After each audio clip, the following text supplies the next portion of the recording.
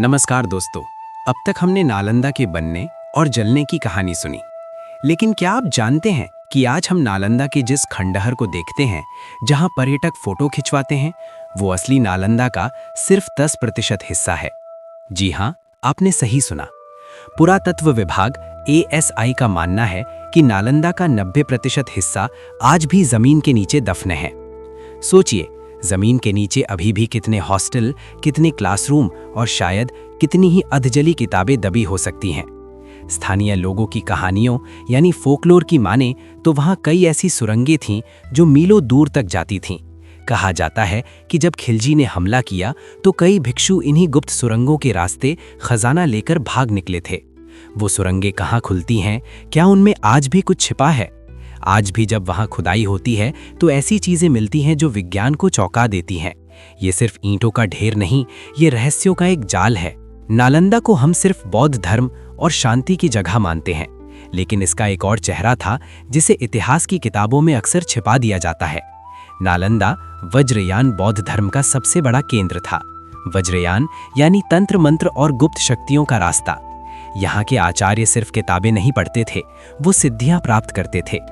तिब्बती इतिहास में जिक्र मिलता है कि नालंदा में एक समय तंत्र यानी टाइम तंत्र का विभाग था, जहां समय और कालचक्र यानी टाइम ट्रैवल और एस्ट्रोनॉमी पर शोध होता था। क्या वहां सच में जादू होता था, या फिर वो विज्ञान का कोई ऐसा रूप था जिसे हम आज जादू समझते हैं? वहां मिली कई मूर्तियां अजीब हैं, उनके कई हाथ हैं, डरावने चेहरे हैं।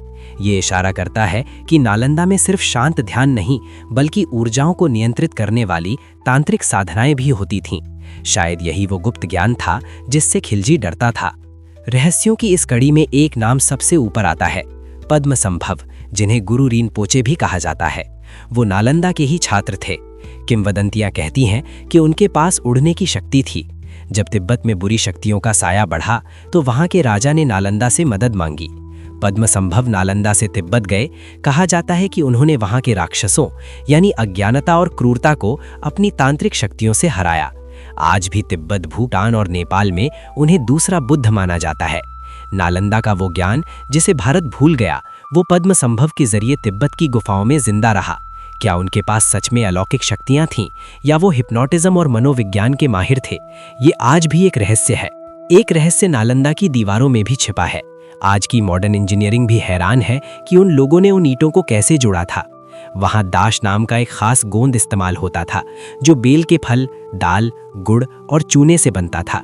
ये मिश्रण इतना मजबूत था कि 800 साल की बारिश, धूप और आग भी इन दीवारों को गिरा नहीं पाई। और सुनिए, वहां का ड्रेनेज सिस्टम यानी नालियां, वो इतना सटीक था कि गंदा पानी अपने आप कैंपस से बाहर निकल जाता था और कहीं भी जमा नहीं होता था।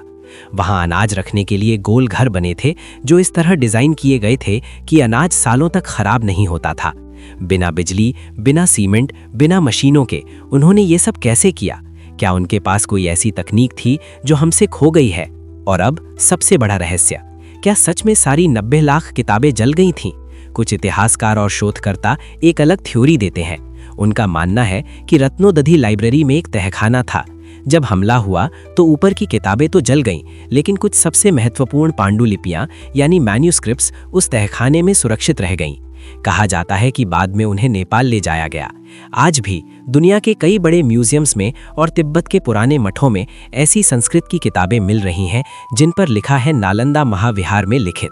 यानी आग ज्ञान को मिटा नहीं पाई थी, ज्ञान ने अपना रास्ता खोज लिया था।